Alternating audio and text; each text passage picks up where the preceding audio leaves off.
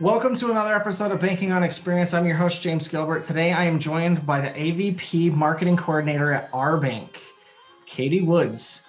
Welcome to the show, Katie. Hi, thank you. Thank you for having me.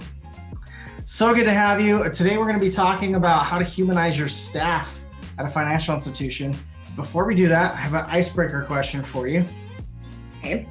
Describe your perfect day outside of work. Perfect day outside of work. Anything that I can do outside with sunshine and with my 2 kids and husband. Anything, absolutely anything, as long as it involves them and sun. Love it. Describe your perfect day at work. At work. I love the people that I work with. We're like a big family here. So honestly, as long as I get to be in the office and I don't have to work remotely, like every day is a perfect day here because I get to come and I get to be with my people. So love that answer. It's not great to hear that. So that's good. Good job, our bank, on that one. So let's get right into it. You and I started talking about something specific that you were doing as far as an initiative goes. And I want to get into the details of that. But before we do, what challenges were you trying to solve before you came up with this initiative around the topic of humanizing your staff? Well, we're a company. We are always trying to look towards innovation and moving forward with technology. And so, as we all know, this pandemic it has changed a lot for us. And back in December, our leader, my boss, Steve Zapp, he presented this to one of our managers' meetings that we needed to be thinking outside of the box and how we can continue to not only grow relationships in the community, but build new ones and maintain those relationships in a now digital world. And we pride ourselves on being a community bank and being out in the community. And that was something that was very challenging for us with everything being closed due to the pandemic. So that was one thing that we were trying to solve was to maintain those personable and very high touch relationships with everything kind of moving towards digital. So I'd like you to share with the audience an initiative that you did internally with our bank and some of your staff. So share the story of, first of all, how you came up with the idea, how it developed, and what it's turned into. Okay. So I came up with this idea of creating individual landing pages for each of our lenders. This is how the project started. And I presented it to my boss and I did a mock-up of it. And basically it just had their headshot, their picture, their name, a link to their email address, a little bit about them, and had an about section, their past work history, community involvement, education, what they like to do in their spare time, and then their favorite part of their job. And then at the bottom of the page, it had the banking center that they worked at, as well as the address that linked out to Google with directions. And then there were also links over to our hours and locations page. And then since we pride ourselves on community involvement, they each have little drop downs that highlight pictures from different events that they've been out in the community. And so the reason that we did this was for, just humanizing ourselves out with everything kind of moving towards digital and letting customers know who we are and more about our people when we haven't been able to be out in the community as much and get to tell them ourselves. And so one way that we pushed this out is through QR codes. So we're using these in marketing. We have it on Apple Marketing, and then our lenders also have it in their email, their signatures. So it's easy to get to. We also have the links. We went and put the links into their signature lines as well. So it's easy to find and easy to get to. So when people go and search, it's also helped with our SEO. They can find their links directly. And this goes from different referrals and cross marketing. And they're not just going to our website and having to search for these lenders. They're having their links pull up directly. And so they go to their page and they get so much more than what they're expecting. They're not getting just this short bio about it. They're getting, their past work experience, and then they have their email address right there and their contact information, and they have a feature to where they can go schedule and get on their calendar. And it's not just a cold call to where they call and ask for them, and maybe they're in the office, maybe they're not. They can see their schedule and schedule right there and have a Zoom call set up and have a face-to-face. And then when they are on that Zoom call, they already know something about the person that they're speaking with. So it's not just cold. It's not awkward, meeting somebody for the first time and having, that awkward conversation with, well, what am I going to talk to them about? Back to their page and, shoot something out, hey, I saw you attended wherever for so many years at this university, or I saw you like to do this in your spare time when you're not at the bank. That's something I like to do. And it just kicks off a conversation, and, it's not so cold, and it's just more warm going into it and knowing something about the person that you're going to be working with.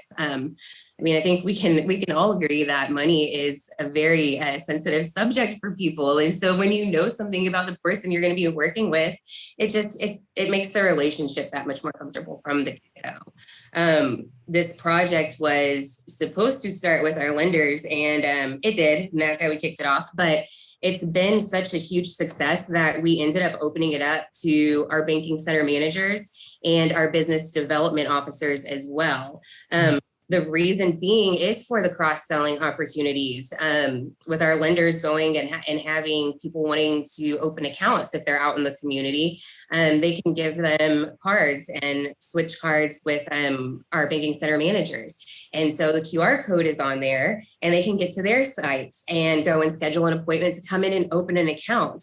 And then also for our business development officers, when they're out in the community, how many times do we have people, they tell us, hey, yes, I need to call you. I need to schedule something to come in. That's something I've been meaning to do, and I just keep forgetting about it. But we have iPads for them that they take out in the community. So they have little videos they can teach people about our products and services that we have. And so now they have the ability to where they can get to their page right there, and they get in front of that lead and they get to their schedule. And so instead of that person, being able to leave and tell them I'll call you wherever, and it's slipping their mind, our business development officers can get to their pages now and have their schedule right there in front of them and open it up and schedule something with that person and not lose that lead. So it's helping our retention and get in front of those people and bring more business in. One of the things that I think it really boils down to for me is making the life of a customer as seamless and simple as possible. Mm-hmm. You mentioned this, and I actually completely agree with you. When it comes to finances, you really have to have a pretty good relationship with people that you want touching that stuff. And I think that the industry as a whole wants to establish that with customers and with members alike. Right? Like, one of the things that's so tricky about this is there's not a one size fits all method to this. You know what I mean? Like the framework that you just gave everybody could do that. And it could work for a lot of folks, maybe for everybody. But there's also other things that people can do that are just small little things, right? Like, you started this small in your lending, and now it's growing into something that's even bigger. But it's so true that in an interaction that you're doing business, you've got to humanize the people that you're working with and realize that they're human. And I love the fact that you incorporated on the pages things that they love to do that are nothing related to work. And community involvement is one of those things, right? It's what most of us are passionate about. And I love the fact that you highlighted that, because I do think that is sometimes the missing part of the conversation that very rarely gets brought up. No, you're completely right. And this is something where it's still in its infancy stages for us going live with it. But the feedback that we have been getting from our customers, it's been positive because we're giving them, so many alternative ways to interact with our lenders. Just setting up something during lunch and being able to have that video conference and actually see them versus talking to them on the phone and kind of catering to their schedules. Not everybody has time to go and drive to the bank and be able to set up those meetings and take that time out of their day, but they still want that human contact. They want more than a phone call. And so they're able to set it up this way. And it's from the convenience of getting online and scheduling that appointment. And so our customers have been really responsive to this. I love it, Katie. Talk to the listeners a little bit about what you think is maybe step one of them trying to start doing this and maybe adopt an approach that is a lot more around the customer experience and the member experience when it comes to the financial services world. I think that you would have to look at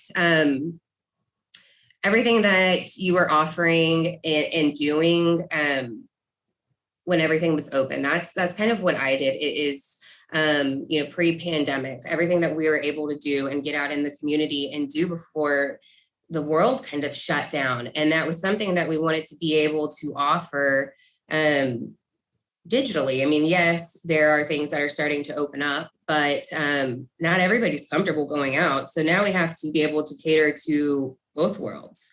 And we have to be able to cater to both of these worlds and still do things the same way, if that makes sense. The face-to-face, like we keep talking about, and the schedule and the convenience, and, and still maintain these personable relationships. And so I think the first thing to do is to just get out a pen and paper and everything that you were doing prior to that, out in the community and talking to these people in the convenience, just kind of start there and look at what you're doing. And then how can we digitize it?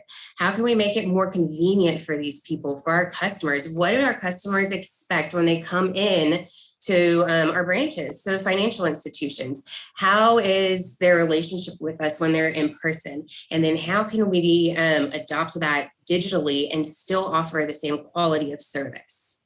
I love it. One of my favorite books that I've ever read, it was by a gentleman named Shep Hyken. I don't know if you're familiar with him, but he wrote The Convenience Revolution. And it's all about, when I was in the customer experience world, Shep was like, well known in that world. And he talked about Amazon and how Amazon has created this new kind of world for us where we don't just want convenience, we expect it. Mm-hmm. We absolutely expect it.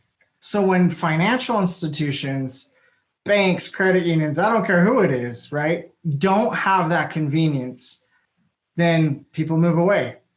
And sometimes that move it hurts. Like I'll give you an example. During the pandemic, we changed from a large bank into a smaller one. And we thought it was a really good decision. We were super stoked about it. They created a great experience during the pandemic. But then we found out how they don't have very specific things that we want from a convenience perspective. And now guess what we're doing? Rethinking our decision. And that's what's scary. I'm a consumer, right? We're all consumers. And when we really think about it, and we put ourselves in the shoes of the customers and the members that exist at these financial institutions, that's what they're thinking. Do you have integrations with Venmo, with the cash pay apps? Do you have Stripe? Do you have those things that really matter to people for their everyday life? Because if you don't, those are the things that are going to make people move. They're going to find the most convenient way to do their finances. Mm-hmm. It's stressful enough, right? Yes. So, I love the fact that you guys are taking that approach, taking a more human side of it, because I do think it brings another level of detail that oftentimes gets overlooked in the whole process.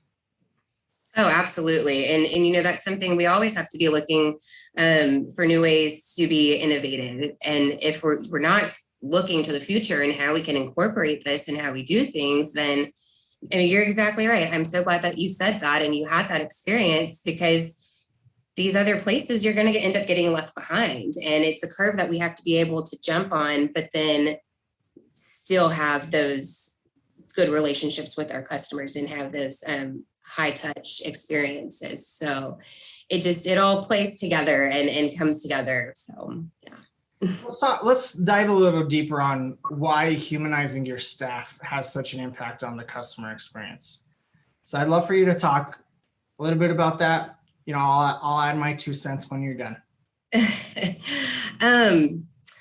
Humanizing our staff. It's just, you know, when our customers come in, we pride ourselves on being a community bank. And when they come in, they have such a high expectation of who we are as a community bank, and, you know, having the knowledge that we do. And so when we humanize our staff, and by the way we do things with marketing, we have to be able to do the same thing in a digital world.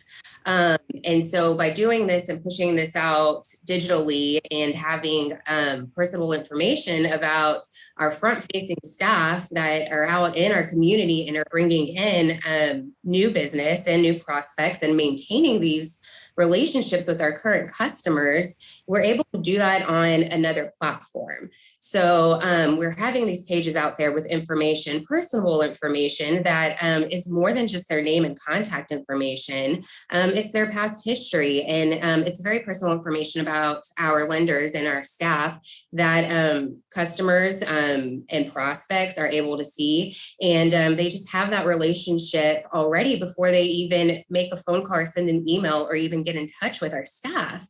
And so we're able to do that on a digital level, in addition to the experience that they would have and have previously had when they were coming into our banking centers. There's a little nugget of information that you mentioned actually at the beginning of the podcast when you're explaining what you were doing that I think gets way overlooked. When we talk about the experience that people have in picking their financial institution, I think way too much weight is put into their branch experience and going to that physical location. And I think more and more the adoption of getting millennials, Gen Z, all the younger generation, I think more and more focusing on that digital journey that they're having. And you mentioned one specific area, SEO. When you humanized this and your staff, and you put it on a web public forum for people to search for, it's now putting your institution front and center in the very first part of people's digital journey when they Google. Oh, absolutely. Absolutely. And their information is, yes, right there. And it's bringing the organic traffic to our site, and they get the specific pages that they're looking for. And so, yes, it's a game changer for us, and, you know, the things that it's been doing. And, you know, not even that, but humanizing our staff and putting the information out there. It's more than just putting out the products and services that they're searching for too. You know, another thing that has helped with some of our SEO is our security team. They push out blogs about different things that's happening to help protect our consumers, and not only help them from, you know, the fraud and things that are going on, but then it helps us as a financial institution from the money that we're having to reimburse them. But the blogging that we're doing is also helping our SEO strategy with the marketing that we're pushing out and that we've planned for this year. So, I mean, it's just being able to have those transparent relationships with our customers. It has been a game changer for us, specifically in our SEO strategy that we've pushed out for marketing this year. Yeah, I think that was such a brilliant move on your end. I mean, putting those on the web, they can be searchable for your customers. I just think that's brilliant, because I don't know that too many people do that. They might create like a pamphlet, right? And then guess what? Then they hand it out like, oh, this is a little bit of who I am. It's fine and dandy. That pamphlet's getting thrown away 9 times out of 10. I hate to break it to you. And then guess what they're going to do? Go to Google and search. Exactly. Yes. I mean, everything has moved, from the print material to digital. People know what they want. They know absolutely what they want. And they are going to go and stick that in a search engine into Google, and they are going to find it. And so being able to have this information available and have our links show up at the top of their search list has been so beneficial to our SEO, and them coming over to our website and having that content and the quality information right there and available for them. So I got a pretty crazy question for you. If I gave you, let's say that I had $10,000 in my hand right now, and I give you $10,000, what would you do with it in marketing? What would I do with $10,000 in marketing?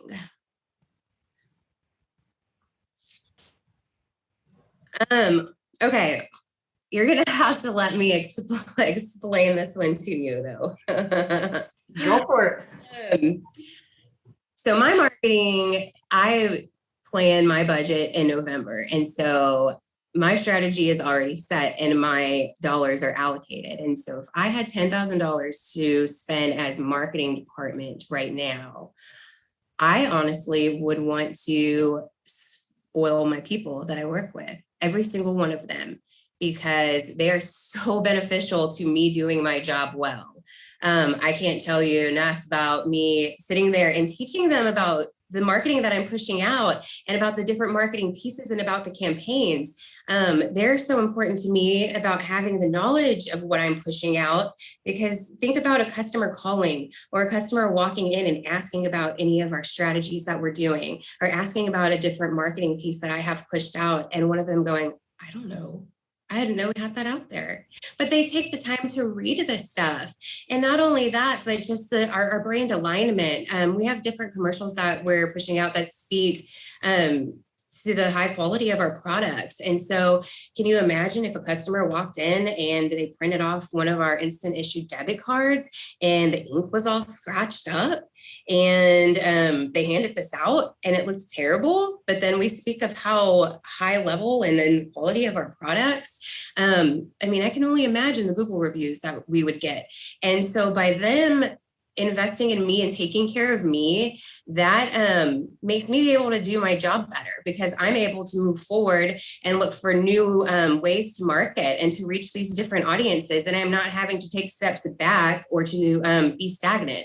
So if I had $10,000, I would spoil every single person in my company to let them know how important they are to what I am doing, and for me to be able to do my job well. So that's what I would do. Talk about an unconventional answer, and I freaking love it. This is awesome. That is an awesome answer. I'll tell you what, not enough weight is put into the fact that marketers can't do their jobs without the people that actually make it happen. And I'm not talking about the execution of the tactics in marketing. I'm talking about the execution of the sale after marketing has happened. And oh man, I just love the fact that you answered it that way. I was not expecting that at all. So that's so good. I told you you're going to have to let me explain it. No, I thought it was perfect, because you know what? Like, I think most marketers would come at this and be like, oh, you know what? I would put a ton of money into social media, or I would put a ton of money into influencer marketing, or I would go do a community play, right? I mean, what you just said is like, take notes, because that is perfect. The people and your staff is how you make this stuff happen, and how you make your marketing more powerful, so that it is a growth engine and that it's not seen as a cost engine.